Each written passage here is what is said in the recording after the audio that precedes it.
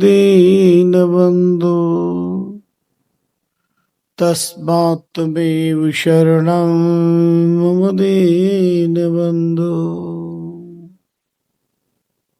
ॐ नमः परमहंसाय स्वादित्तचरणकमलजन्मकृन्दाय भक्तजनमानस निवासाय श्रीमद्रामचरणाय।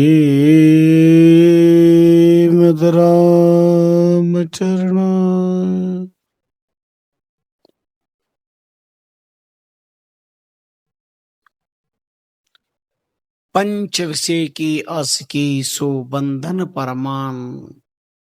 जब आशिक आशिक रहे तब मंगल सुख जान। अनिर्वचनीय प्रमेय चिंत्य कोटि कोटि ब्रह्मांड नायक परात्पर पूर्ण ब्रह्म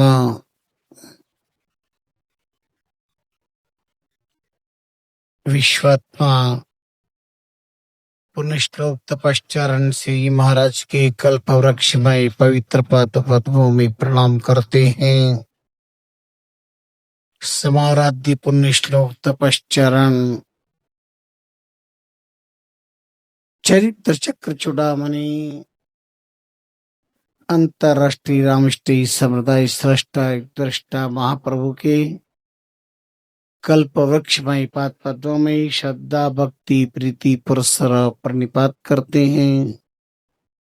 भक्ति प्रचारक राम रसिक मेरे आत्मी संतजन सब उपस्थित अनेक क्षेत्रों से समागत भक्त चरणानुरागी आस्था श्रद्धा के अद्भुत निष्ठावान भक्ति भाव भावित भाग्यशाली भक्तजनों,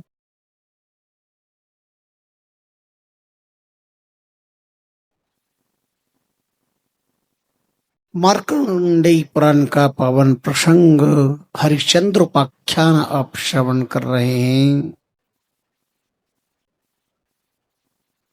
पंडित डॉक्टर संतराम शास्त्री बड़ी ही मधुरवाणी से आत पिता से आपके हृदय को छूते हुए कारुणिक प्रसंग श्रवण करा रहे हैं।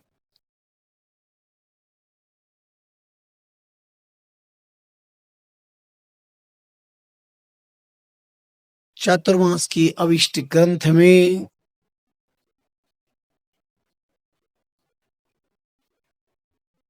विषय ही बंधन का कारण है और विषयों से अनासक्ति ही मुक्ति का प्रमाण पत्र है।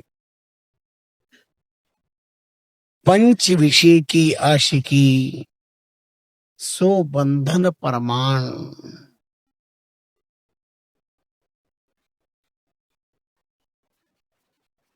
प्राय प्रश्न जन जन की जीवा पर और मन मस्तिष्क में कोहराम मचाता है, जीवान पर आता है। पहला प्रश्न, शरीर किसका है? हम कहते हैं भगवान का है। पठित अपठित ज्ञानी अज्ञानी तपाक से कहते भगवान का है। जब शरीर भगवान का है तो बेचने का अधिकार किसको?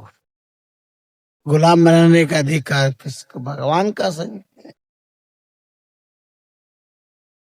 सुख दुख की गाथा से क्यों जुड़ा हुआ है? विचार करें, मनन करें। अब पल भर के लिए विचार करिए, भगवान का शरीर हुआ कैसे?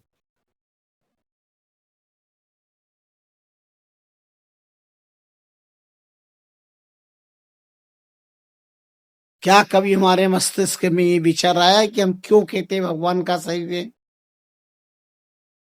हम तो कहते पंच तत्व रचित यह अधम शरीरा। तो 5 तत्वों का बना हुआ शरीर है। 25 तत्वों का ये जगत है, और 5 और 25 दोनों से अलग मैं हूं। पूछो देश के कबीर से, आवाज आएगी, 5 25 का करो विचारा, जामे आत्म राम पियारा। प्रेम को तेल सूरत की बाती, ब्रह्म की ज्योति अखंड दिन राती। गुरु गोविंद जी की आरती करहूं, कहे कबीर भवसागर तिरहूं। ऐसी आरती करो मन ज्ञानी, पलक न बिसरो सारंग पानी। बहुधा रामकृष्ण संप्रदाय में आरती बोलते, कबीर जी की आरती बोलते। क्यों बोलते? कबीर संप्रदाय में तो रामकृष्ण संप्रदाय की आरती नहीं बोलते, तो रामकृष्ण संप्रदाय में कबीर जी की आरती क्यों बोलते? क्या रामकृष्ण संप्रदाय के संत अनुयायी इस बात को ठीक तरह से जानते हैं? कबीर जी ने किस तत्व का प्रतिपादन किया? विचार करो। हाँ, नकारते नहीं है कि 5 तत्वों से शरीर बना और 25 तत्वों से जगत बना है, और 25वां ही काल तत्व।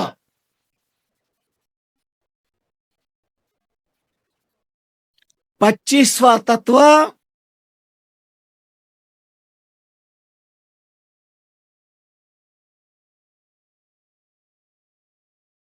विलक्षण तत्व है, और दोनों में मैं नहीं हूं।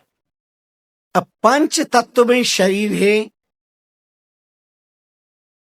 भूमि आपो अनलोक हम वायु, ये 5 तत्व है।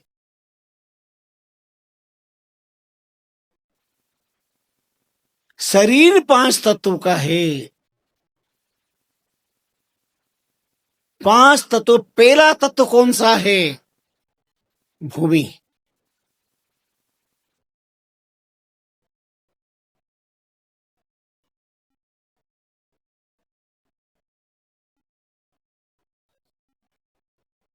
बहुत सरलता से इसे समझा जा सकता है, कहा जा सकता है, भगवान का ये शरीर है। दम खम से के सीने पे हाथ रखे, हाँ साहब, शरीर भगवान का। क्यों? भगवान का पहला अक्षर भ, इसका अर्थ हुआ भूमि तत्व, और भूमि भगवान है। क्यों है? खूनन तो धरती सहे, बाढ़ सहे, कटक हो रहा है, बन रहा है। कटक वचन साधु सहे, और से न जाए। जितना त्रास, दुख, पीड़ा, कष्ट ये धरती सहन करती है, दुनिया में कोई सहन नहीं करता। सहन करे वो भगवान, सहन करे वो विष्णु।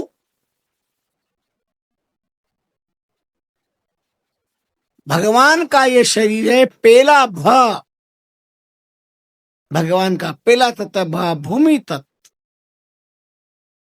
कौन सी धरती पर रक्तपात नहीं हुआ? कौन सी धरती शमशान नहीं बनी? हाँ, अपवाद को छोड़कर। एक कर्ण भाग्यशाली था जिसके लिए संसार में धरती का टुकड़ा भी नहीं मिला जहां पर दाह संस्कार किया जाए, उसका अंतिम संस्कार किया जाए। क्यों? क्योंकि कर्ण ने भगवान को वचनबद्ध कर लिया, मुझे अदग्धा भूमि पर संस्कार किया जाए। और भगवान ने वादा किया, और कर्ण प्राणांत हुआ तो भगवान सारी दुनिया में घूमे और पूछा, इस भूमि पर किसी का अग्नि संस्कार तो नहीं हुआ? भूमि के कण कण ने कहा, यहां पे।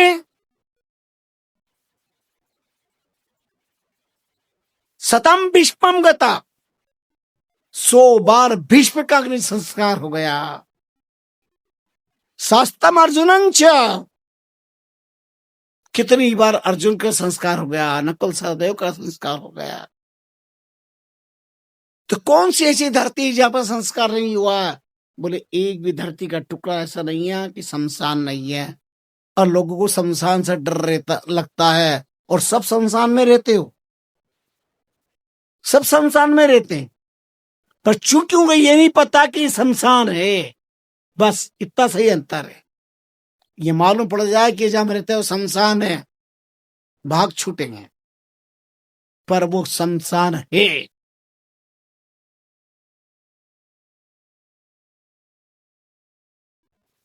कर्ण संख्या में विद्यते, इतनी बार कर्ण का अग्नि संस्कार धरती पर हुआ है। लो बोलो, महाभारत के इतिहास की पन्नों पर जरा नजर डाल के देखो। भगवान ने कहा क्या कहूं, वचन दे दिया है कि कर्ण को अदग्धा भूमि पर संस्कार करना है।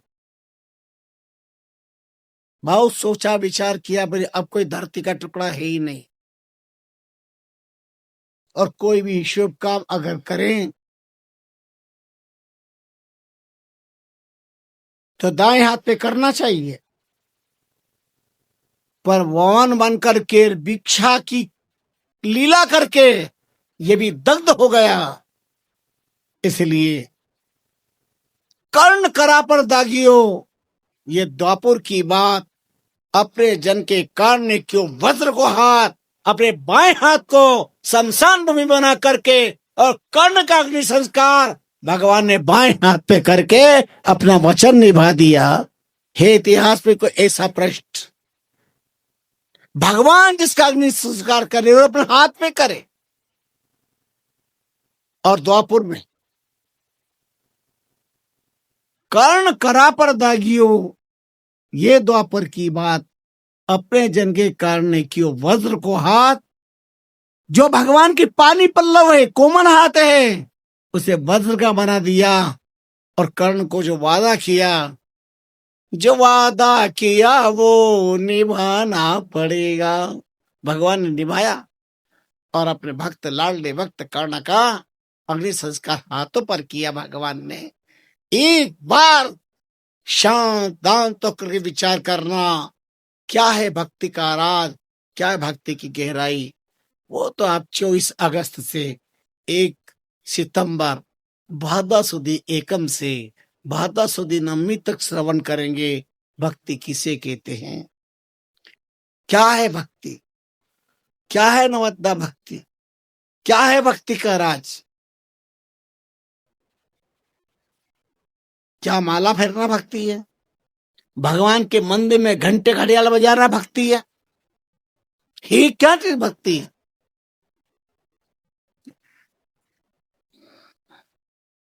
मात्र 20 दिन बाकी हैं, आज 4 अगस्त है, और 24 से नवद्दा भक्ति का कार्यक्रम प्रारंभ हो जाएगा। लोग तैयारियां कर रहे हैं, इंतजार कर रहे हैं कब वो घड़ी आए, और भगवान 4 बजे की धरती पर पहुंचकर नवद्दा भक्ति में आत्मा का नृत्य करें और परमानंद को प्राप्त करें। सब तैयारी कर रहे हैं, लगातार फोन पे फोन आ रहे हैं, संदेश आ रहे हैं। 2 गाड़ी वहां से आ रही है, 3 गाड़ी वहां से आ रही है, हम वहां से आ रहे हैं। कह दिया देवियों ने, अपने अपने अपने पति से कह दिया, हमें पियर जाने की छुट्टी मत देना। पर भगवान 4 बजानाथ की धरती पर नवद्दा भक्ति के लिए इजाजत देना मत, साथ लेके चलना, पक्का वादा कर लिया।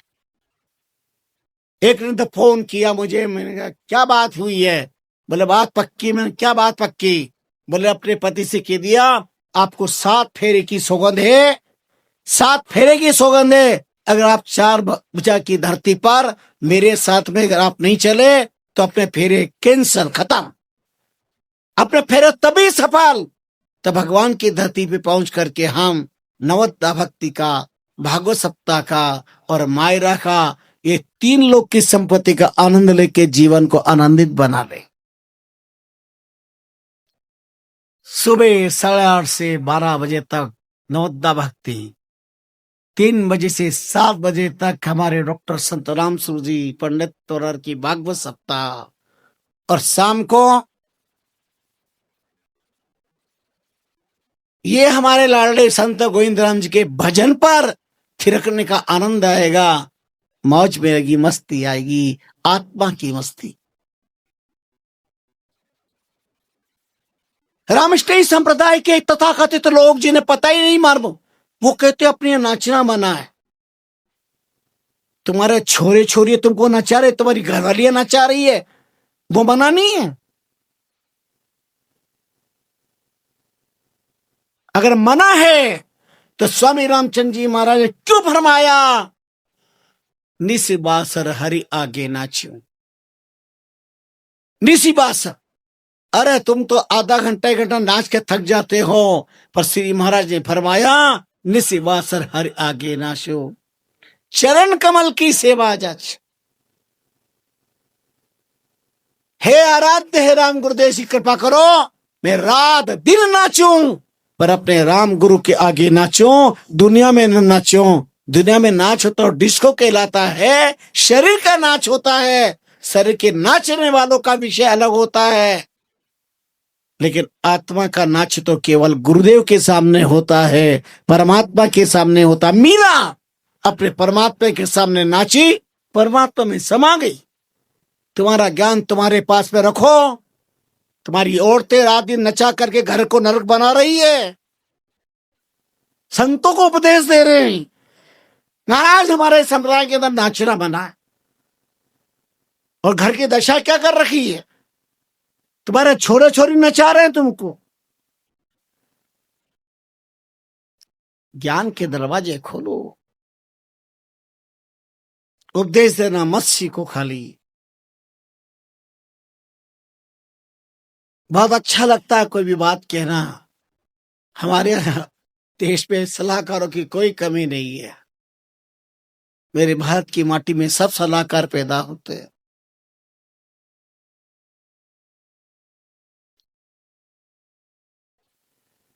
पंच विषय की आस की सो सब बंधन जान, ये पंच विषय तुम्हें ना चाहते हैं, तुम्हारा शरीर न चाहता है, पर जब आशिक आशिक नहीं तब मंगल सुख जान।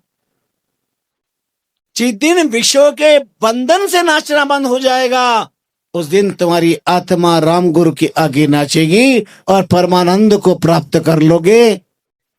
जीवन कुछ और दिखाई देगा, जीवन का इतिहास और दिखाई देगा।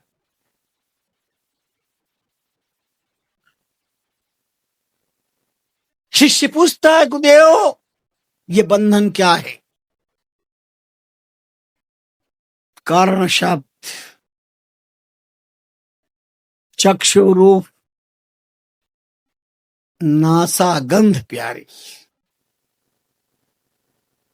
ये कर्म इंद्रियों की वासना जीव को बांधे हुए है। षष्ठ की रचना में जिन पक्षियों की चोंच में कठोर से कठोर काष्ठ को विलीन करने की ताकत है, पर वासना उसको बंधन में बांध के रखती है। आपने सृष्टि का जीव देखा होगा, उसे भंवरा कहते हैं। कमरा कर ले, काठ में काट काट कर काट, कोमल कलिका कमल की भवन से कई काट। पत्नी पूछती है पति से, भंवरे की अर्धांगिनी पूछती है,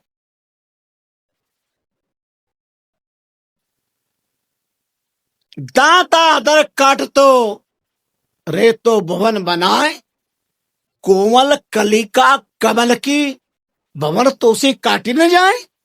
हे प्रीतम, आपकी चोंच की ताकत कठोर काष्ठ को विलीन करके बढ़िया कमरा बना लेते हो, आप विश्वकर्मा हो।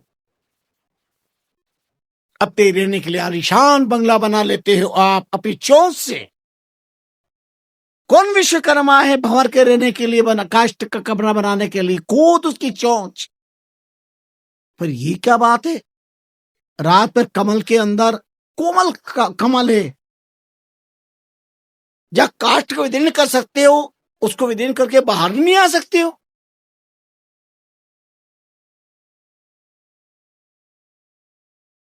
क्या नीतिकारों ने श्लोक लिखा, बड़ा गजब का अनूठा अनुपम। रात्रि गमिष्यति भविष्यति सुप्रभातम, भास्पानु दही सती हसिष्यति पंकजश्री। सूर्य चलगामी हो गया और एक भंवरा कमल में बंद हो गया। अब क्या विचार करता है, रात्रि गमिष्यति, रात बीतेगी, भविष्यति सुप्रभातम, प्रभातोदय होगा, सूर्योदय होगा और कमल की पंखड़ी खुलेगी और मैं बाहर निकल के मुक्त वातावरण में पहुंच जाऊंगा। वो रात पर विचार करता है, पर उस कमल की कलिका को काट के बाहर नहीं आ सकता, जो काष्ठ को विदीर्ण करके कमरा बना लेता है। तो पत्नी पूछ, शास्त्रकारों ने याद दिलाया हसिष्यति पद्मश्री, वो पंकज हंस भी विचार करता, इतने में गजराज आता और पानी में किलोर करता है और वो कमल की कलिका में बंद हो रहा है। उस कमल को सूंड में लेकर के यूं करके गजो और जहारे और अपने अंदर डाल लेता है। सारा विचार वहां का वही धर गया। काल के कराल काल में काल कवलित हो जाता है। किसके कारण? पत्नी का उत्तर जो दिया भंवर ने, सुनिए उसे। दांता दर्ग काट तो रह तो भवन बनाए, कोमल कलिका कनक की भंवर तो से काटी न जाए। हे प्रीतम, क्या वजह? तब जो उत्तर दिया गया, जब का उत्तर दिया, मानव मति नहीं, मानव भाषा नहीं, मानव विचार नहीं, पर मानव से विशेष एक सत्य शाश्वत। दाता दर काट तो या में नाही फेर, ठीक कहती देवी तुम, मेरी चोंच पे ताकत है, काष्ठ को विदीर्ण करके बढ़िया बंगला बना लेता हूं। दाता दर काट तो नाही या में फेर, भंवर कहे सुर भंवरी, लियो मोही वासना घेर। वासना ने मुझे घेर लिया, मेरी चोंच की ताकत चूर चूर हो गई, सामर्थ्य नहीं रहा वासना के काते। पुष्प की सुगंध की वासना के कारण भंवरा शक्ति शून्य हो जाता है और काल के मुख पे जाने की तैयारी कर लेता है। आपने सुना होगा, शास्त्रों ने कहा है, संतों ने कहा है, ये मानव शरीर एक हीरा है। हजारों में चमके उसे हीरा कहते हैं, लाखों में चमके उसे लाल कहते हैं, करोड़ों में चमके उसे कोहिनूर कहते हैं। ये कोहिनूर से भी महंगा है ये मानव शरीर, अनमोल हीरा। पर ये जान करके आपको आश्चर्य नहीं होगा, हतप्रभ हो जाएंगे। अनमोल लाखों रुपए का हीरा घन की चोट सहन कर लेता है।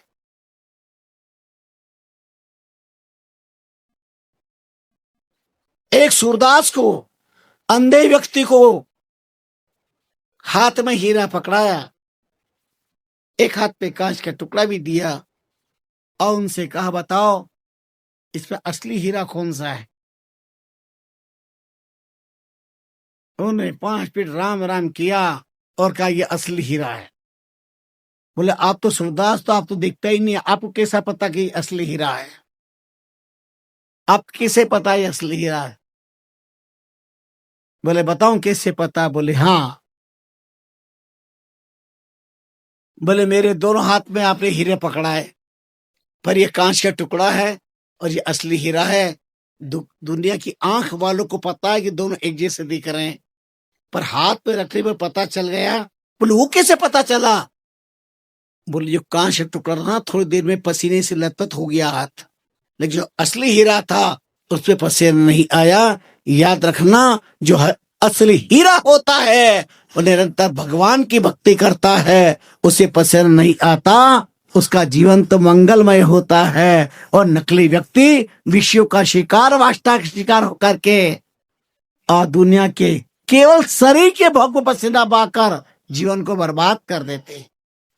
सुनिए, हीरा करोड़ रुपए का होता है, अनमोल होता है, किंतु दुर्भाग्य है वो लाखों रुपए का हीरा जो मिलना मुश्किल, पर खटमल की विष्ठा का स्पर्श हो जाए तो हीरा गल जाएगा। खटमल की विष्ठा का स्पर्श हो जाने से हीरा गल जाएगा। करोड़ रुपए का घन की चोट सहन करने की ताकत रखने वाला खटमल की विष्ठा से अस्तित्व शून्य हो जाता है। ये शरीर उससे भी ज्यादा अनमोल है, पर वास्टर रूपी खटमल की विष्ठा से इसका अस्तित्व खत्म हो जाता है।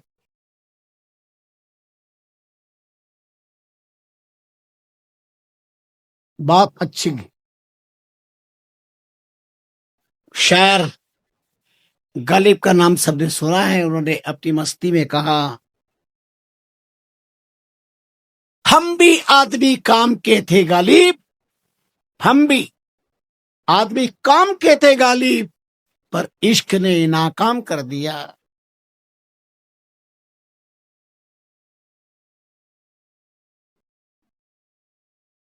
इश्क संसार के व्यक्ति भी करते हैं और इश्क भगवान के बंदे भी करते हैं। लख आशक की आज की प्रसन्न भय महबूब, पंच विषय की आज की सो बंधन परमान। ये कर्म इंद्रियों की आशिकी, वासना की आशिकी बंधन का प्रमाण है। जन्म मरण का व्यापार का सिलसिला सतत इससे जारी रहेगा।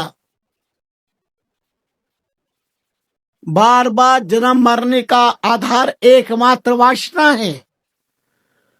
वो कोई भी वासना है, अगर शरीर मिला है तो वासना के कारण मिला है। चाहे वो पत्नी के अंदर हो, चाहे पुत्र के व्यामों में हो, अन्य किसी में हो, पर वो वासना के कारण शरीर मिल रहा है बार बार। ये पता है कि 9 माह तक जननी के जठर में दारुण दुख देखना पड़ता है।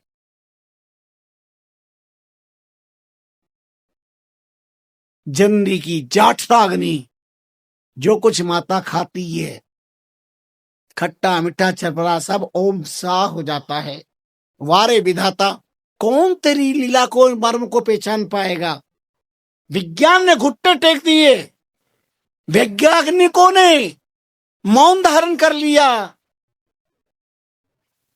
हर पदार्थ जहां राख हो जाता है वहां पर एक रूप का निर्माण 9 महीने में होता है। इससे बढ़कर के परमात्मा की लीला क्या हो? 9 महीने में रूप का निर्माण होता है, और जहां इंसान के बनाए हुए पदार्थों का रूप राख हो जाता है। सोच विचार करो, मनन करो। कुरंग मातंग पतंग बिंगा बिना तावी पंचदेवी पंच, ये सब प्रमादी। एक भी इसका कोई शिकार हो गया तो वह समझ लो क्या होगा। पर यह पंचदेवी पंच,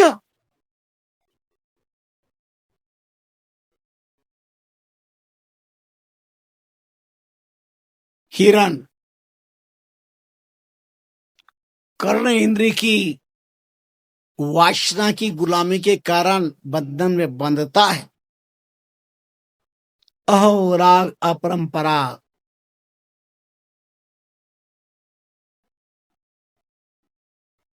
क्या जादू है, क्या चमत्कार है?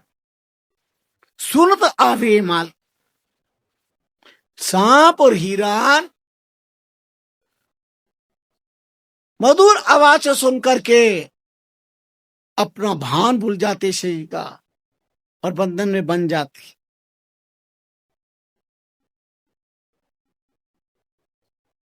पति परदेश जा रहे थे, पति ने पूछा मेरा आधार क्या? कैसे जीऊंगी आपके बिना में। उन्होंने एक वीणा ला के दे दी, तो उसको बजाना और भगवान नाम स्मरण करना, भगवान के भजन बोलना, पद गाना मीरा के, श्री महाराज के भजन बोलना वीणा के ऊपर, धन रहे निज वैरागी होना बोलना। पति चले गए और वह रोज भगवान के भजन गाती, पर जब बीना बजाती उसकी तान सुन करके जंगल में रहने वाला कस्तूरी मिरिया मेरी वहां पीछे से आता,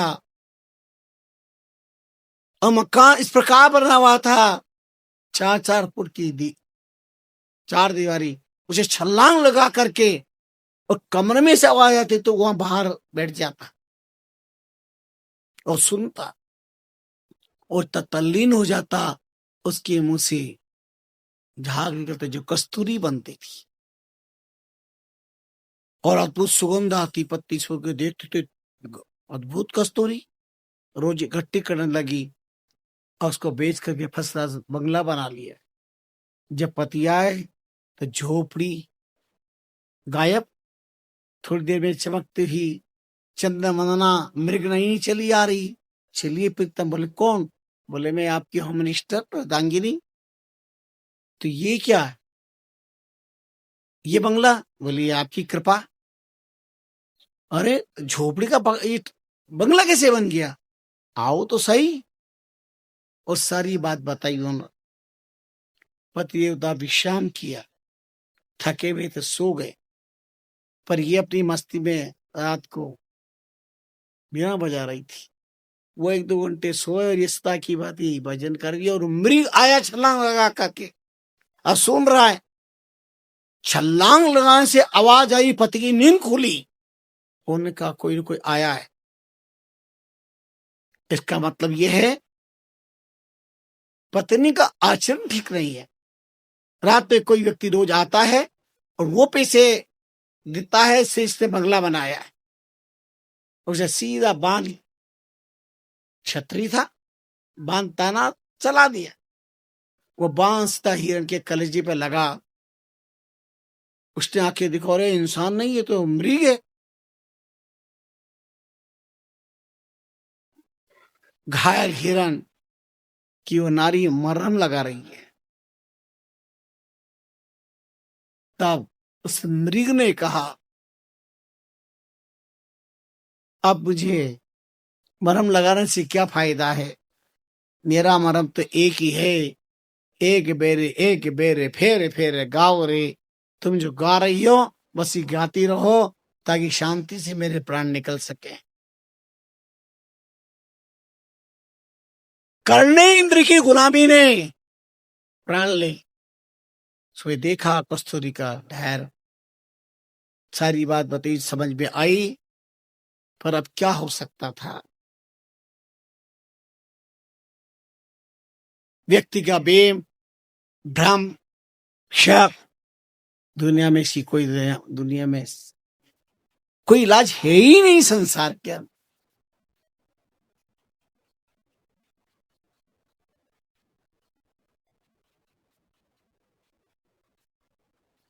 सुबह व्यक्ति पुराने जमाने पे जंगल जाकर आया और हताश उदास हो गया। कहा बुलाओ पोते पोतियों को, नाते नातियों को, संबंधियों को। बोले क्या? बोले अब मरने वाला हूं, अब मरने वाला हूं। बोले हुआ क्या? अरे जो होना था हो गया, मरने वाला। बोले क्या हुआ? बोले आज ब्लीडिंग हुआ। मैं शौचालय गया था तो खूब रक्त स्राव देखा मैंने। अब मैं मर जाऊंगा, अब मैं मर जाऊंगा। आखिरी बार सबको देख लो, पोते पोती ना सबको बहुत सारे को इकट्ठा कर लिया। हाय मैं मर जाऊंगा, हाय मैं मर जाऊंगा। इतने में थोड़ी देर बाद 8 साल की पोती रोती हुई आई, चिल्ला रही, रोई। क्या हुआ? हुआ क्या? ओ खटिया के नीचे मैंने गेरू रखा था, रंग मारने के लिए। वो कहां गया? कौन ले गया? वो मरते मरते दादाजी ने सुना। बोले क्या वो लोटे के अंदर रंग था? हाँ लाल रंग था, मैंने रखा था। कदम फूट गए। ये सुनते ही और बुझते हुए दीप में कोई घी डाल देता है, चेतना आती है। ऐसे तुरंत चेतना आई, उन्होंने कहा नहीं नहीं, मैं स्वस्थ हूं, कोई तकलीफ नहीं है, पर मैं निपटने गया था अंधेरे अंधेरे और हाथ लाल देखे तो मैंने सोचा ब्लीडिंग हुआ है, मैंने कहा मौत पक्की है, अब मुझे मरना है। पर पता चल गया कि नहीं नहीं, वो तो पोती ने रंग रखा था और वो लोटे में रंग भरा हुआ था, वो लोटा में सदा की बातें ले जाता था, वो ले गया। तो मुझे लगा कि कुछ गड़बड़ दिखती है, लेकिन भ्रम के समाप्त होते ही रोग खत्म। व्यक्ति व्याधिग्रस्त कम है। व्याधि देह के रोग का नाम है, पर आदिग्रस्त ज्यादा है।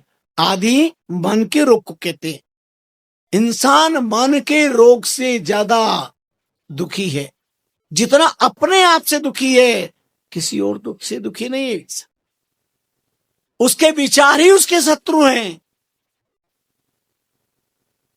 रात दिन जो उसकी सोच विचार होती है, ऐसा क्यों, वैसा क्यों। अरे भगवान ने मनो जीवन दिया है तो अपने हाथ में मस्ती से खा पी, क्यों दुनिया का ठिका ले रखा है। कौन क्या कर रहा है, कौन कैसे जी रहा है, किसका क्या है प्रभाव। लेकिन नहीं, वर्चस्व मेरा होना चाहिए, अन्य किसी का नहीं होना चाहिए। वह फुटी आंख देख नहीं सकता, किसी कृति नहीं सुन सकता। मेरा काम खराब भी है तो अच्छा है, और दूसरा का अच्छा भी है तो उसमें खराबी नजर आती है। ये मेरा स्वभाव हो गया है। और इस दुख से मैं इतना दुखी हूं, मुझे अन्न नहीं भाता, रात को मुझे नींद नहीं आती। मैं रात दिन यही गीत गाता हूं सबके बीच में, और कोई दुख नहीं है, सब संपत्ति मेरे पास में, पर ये मेरे को सेंट नहीं हो पा रहा। ये बड़ा भारी दुख है। कितना आश्चर्य का विषय है संसार के अंदर, क्योंकि इसके अंदर भी एक वासना छिपी हुई है। सप्त अविद्याग्रस्त ये जीव कब कौन सी अविद्या का शिकार बन, कौन सी वासना का शिकार बनता है। देह वासना, धन वासना, रूप वासना, सत्ता वासना, कीर्ति वासना, ये कई प्रकार की 7 वासना है। और प्रत्येक जीव को कोई न कोई वासना, और अज्ञानियों को सबसे बड़ी वासना सताती है। कितना बड़ा ज्ञानी हो जाए, पर लोकेष्टा की वासना से मुक्त होना बहुत कठिन है, बहुत टेढ़ा काम है, बहुत तकलीफ वाला बात है। एक महात्मा ने मस्ती से अद्भुत बात कही, लोभ के बाजार में विचार कर बैठो मन, काम सी दुकान पे सयानो सब हार्यो है, मौ से गुमास्ता जो मिले है आदर कर, दया सो दीवान जन मोह पास डारियो है, क्रोध कोटवाल तहा हुक्म पाया दे पाए, मोहकम सोच इन सोच वो विचार्यो है। कहो व्यापार कैसे होई महाराज नाथ, कंचन सो सहर इन पंचन बिगाड़ियो है, कंचन सो सहर इन पंचन बिगाड़ियो है। क्या सुंदर महात्मा ने कहा, लोभ के बाजार में विचार कर बैठो मन। हमारा लोभ इस कंचन, जिसे शरीर को कंचन काया के शरीर को, जीवन को बर्बाद कर देता है। 2 रोटी से काम चलता है। जिंदगी 2 दिन की, सामान 100 वर्ष का। ये क्या है लोभवाद, नहीं तो क्या है। एती है, एती करूं, एती किया, एती हो, ये लोभवाद नहीं है तो क्या है। इदमत्त मया लब्धम इदम प्राप्त से मनोरथम इदम अस्ति इदम भविष्यति।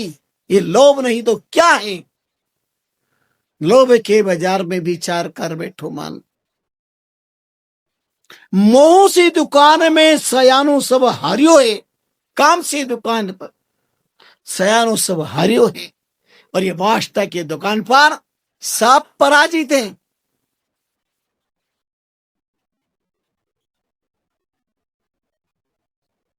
सारा ज्ञान वहां कपूर हो जाता है।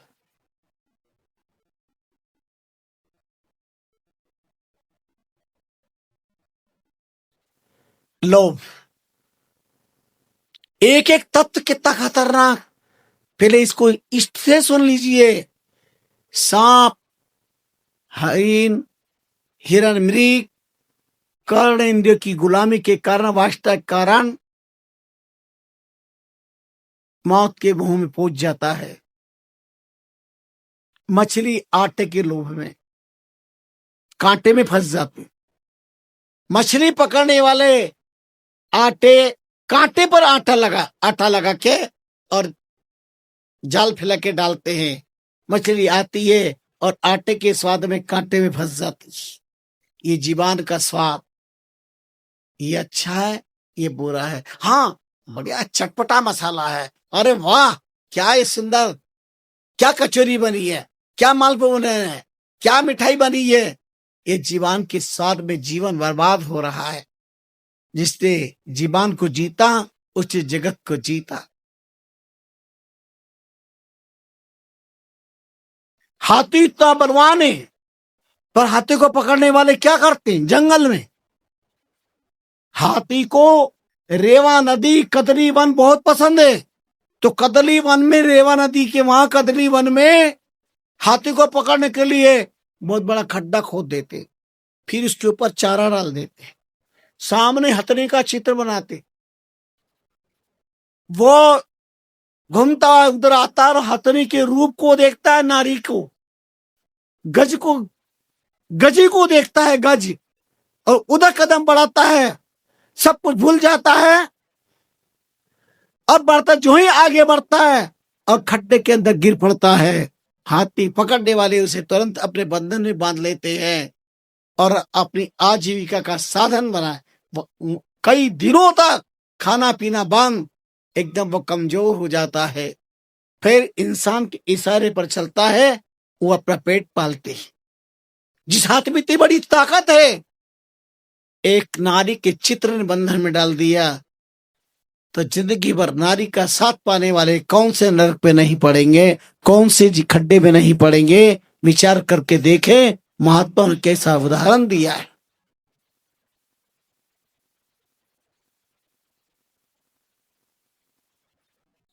गुरंग मातंग, मातंग नमातिका, पतंग भृंगा। पतंग क्षमा पर निछावर हो जाते, आग दिखती है, पतंगे उसमें मंडराते हैं, मंडराते मंडराते स्वाहा हो जाते हैं। रूप की समा पर कितने पतंगे जीव स्वाहा हो गए, कोई नाम पता भी नहीं है। अरे स्वाहा होना है तो राम की क्षमा पर या राष्ट्र की क्षमा पर देशभक्ति के दीवाने बनकर के, भंवरे बनकर के क्षमा हो जाओ, दुनिया में नाम रहेगा।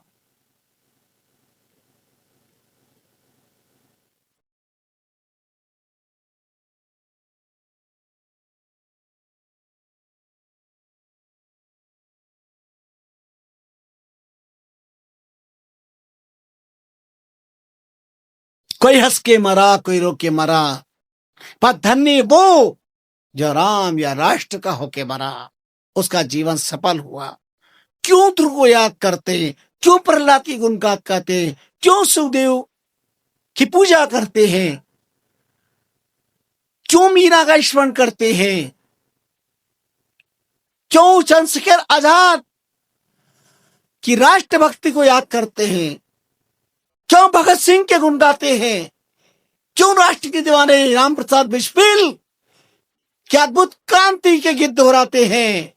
लोग कहते थे राम प्रसाद बिस्मिल से, दुनिया तुमको पागल कहती है, वो मुस्कुरा के कहते थे, दुनिया के दिमाग में भरे खुशियों के लच्छे हैं, हमें पागल ही रहने दो, हम पागल ही अच्छे हैं। जो देश के लिए पागल भी, राष्ट्र के लिए, राम के लिए, उनका जीवन धन्य हो गया।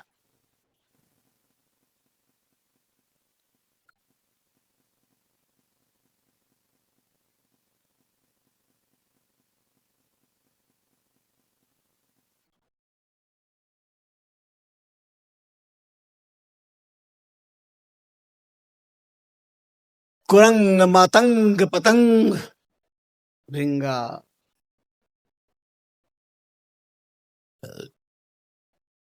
ये एक एक इंद्रियों की वास्तविक गुलामी के खातिर प्राणांत को प्राप्त होना पड़ा। जिनके पास पांचों प्रकार की कर्णेंद्र की भी वास्ता है, रूपेंद्र की भी वास्ता है, चक्षु की, जीवान के स्वाद में भी मर रहे हैं। हाथी चर्म स्पर्श के कारण विशाल आकृति वाला, लेकिन मौत को गले लगाता है, वह भी इंसान के पास है। परमात्मा ही तो मालिक है, और कौन मालिक होगा। इसलिए महापुरुषों ने श्रृंगसार के माध्यम से पंच विषय की आज की सो सब बंधन परमान आशिक आशिक नहीं। जब विश्व के बंधन की आशिकी समाप्त हो जाती है और खुदा के बंदे का आशिक बन जाता है, राम का आशिक बन जाता है, तब वह जन्म मरण से मुक्त हो जाता है। कितने उदाहरण, कितने प्रमाण, कितने विलक्षण इतिहास हमारे शास्त्र में भरे पड़े हैं। यह अद्भुत विलक्षण मार्गदर्शन श्रृंगसार ग्रंथ के माध्यम से महापुरुषों ने जीवात्र के आत्म कल्याण के लिए प्रतिपादित किया।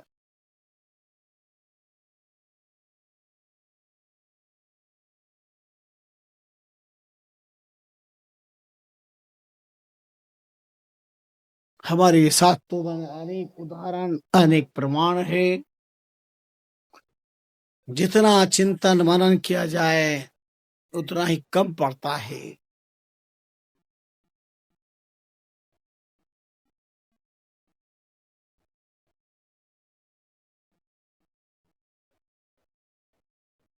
शास्त्रों ने, वेदों ने, पुराणों ने और महापुरुषों ने अपने वाणी के माध्यम से जगत को ज्ञान शंखनाद से जागृत किया है। और जग रहे, जगने वाले जग रहे।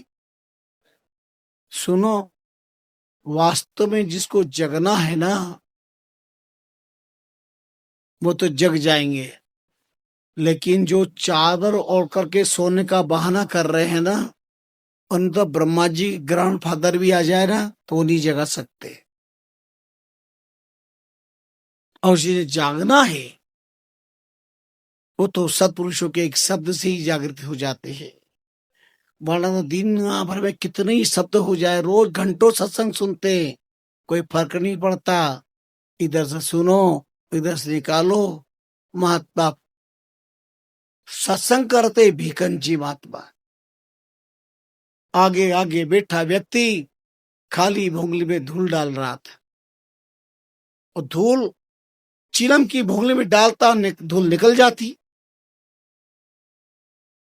बहुत देर तक महात्मा देखते रहे, पूछ लिया भाई क्या कर रहा है।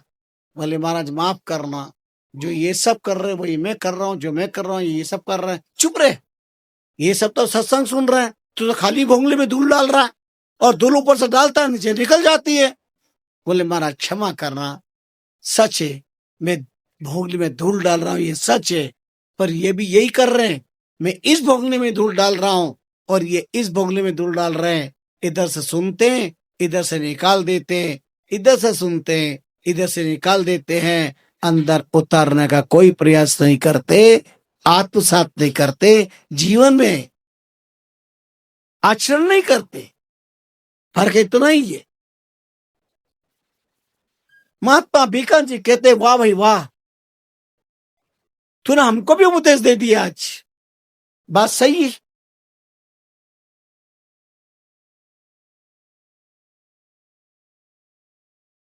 सुनने की कोई कमी नहीं, सुनते तो है, फिर भी महाराज आप 9 दिन तक सुनाएंगे,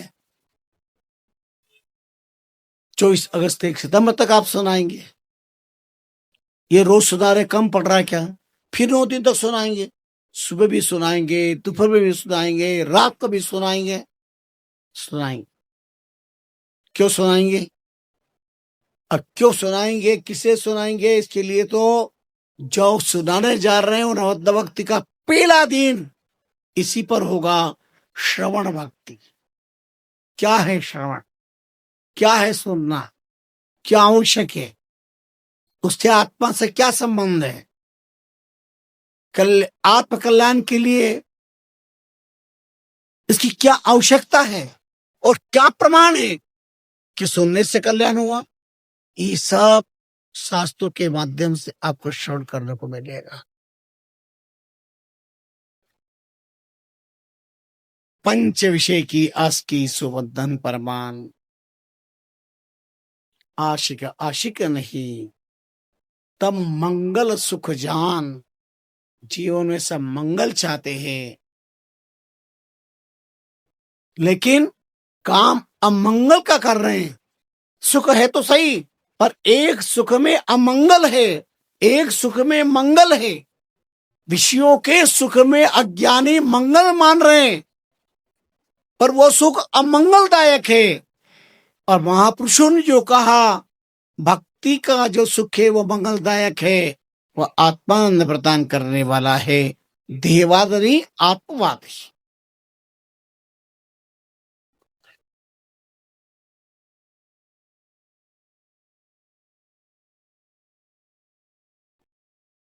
भगवान चार भुजानाथ की धरती, दुर्लभ मानव जीवन और तीर्थ भूमि पर देव दुर्लभ मानव जीवन के द्वारा भक्ति, ये सोने भी सुहागा। ये कोई रामगुरु की कृपा का संयोग।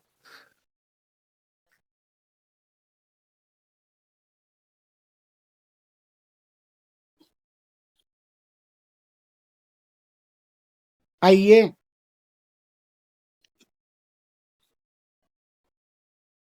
लोभ के बाजार में विचार कर बैठो मन।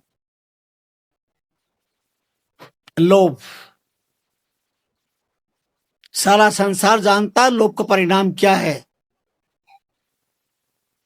लोभ और लाभ के चक्कर में पड़ने वाला संसार से आग्रह है मीठी मीठी, या पहले इसको उल्टा कर लो। लोभ और लाभ, इधर से बोलो लाभ को, इधर से बोलो क्या होगा, भला। और लोभ को इधर से बोलो क्या होगा, भलो।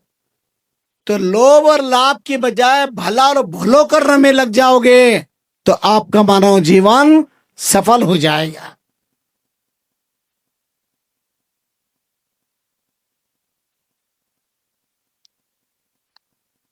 लोभ का परिणाम तो जानते ही है क्या होता है।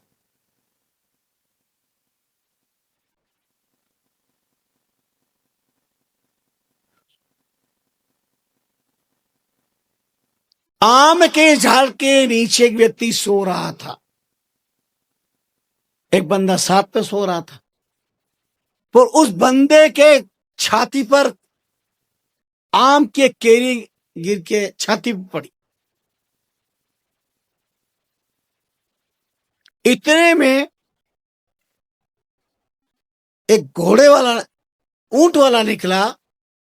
उनका भाई साहब, ए भाई साहब प्लीज तकलीफ करो, जरा नीचे उतरो और मेरे छाती में पड़ी केरी मेरे मुंह में दे दो। उस सवारी करने वाले ने कहा कैसा पागल आदमी है। उनका कैसा विचित्र, अब मैं ऊंट से नीचे उतरूंगा, तेरे पास आऊंगा, तेरी छाती पे पड़ी केरी तेरे मुंह में डालूंगा, तो तेरे पास सो रहा उसको कहते वही कर रहे इतना सा काम। इतने में पास में सो रहा था उस जगह, जाओ जब भाई साहब इसके चक्कर मत पड़ो, मैं और उसके छाती में पड़ी केरी इसके मुंह में डालू, मैं कैसी बात कर रहे हो। अरे थोड़ी देर पहले एक कुत्ता आया था मेरा मुंह चाट रहा था, इसने हटाया क्या। आप सोचो प्रमादवाद कितना खतरनाक है, आलस्यवाद कितना खतरनाक है। उनका भाई साहब 500 पे दूंगा, लाभ मिलेगा।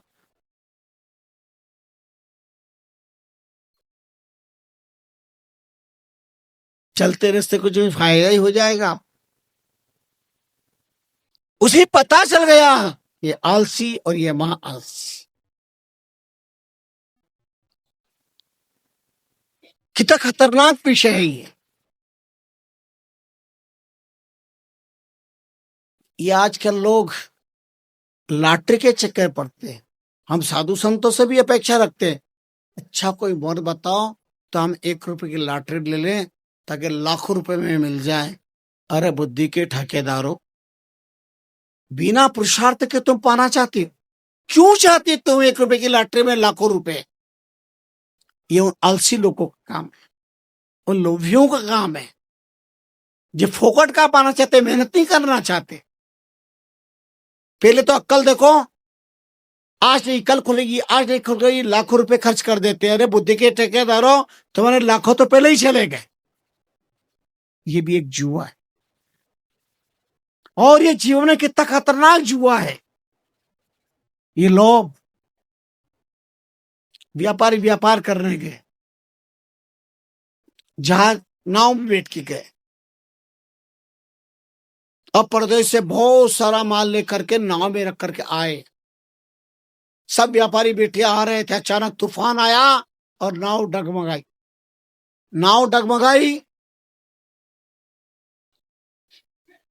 नाविक ने कहा, देखो साहब, जो तैरना जानते हैं वो सावधान हो जाओ, कूद जाना, पार हो जाओगे। अभी भयंकर तूफान है, लेकिन किसी के जिंदगी का कोई भरोसा किसी के हाथ में नहीं है। अब नाव किसी के हाथ में नहीं है, पर हाँ एक बात है, अगर आप नाव में बैठे लोग अपने राम गुरु के चरणों में प्रार्थना करके और सत्संकल्प कर लें, शिव संकल्प कर ले, तो हो सकता है आप बच जाएंगे। सत्संकल्प करने से आप बच जाएंगे।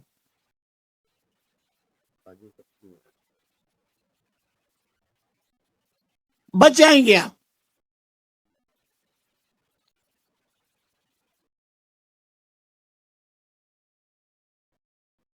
सबने संकल्प कर दिया। संकल्प क्या किया? किसी ने कहा सकुशल घर पहुंच गया, 20 बच्चों से मिल लिया, हे भगवान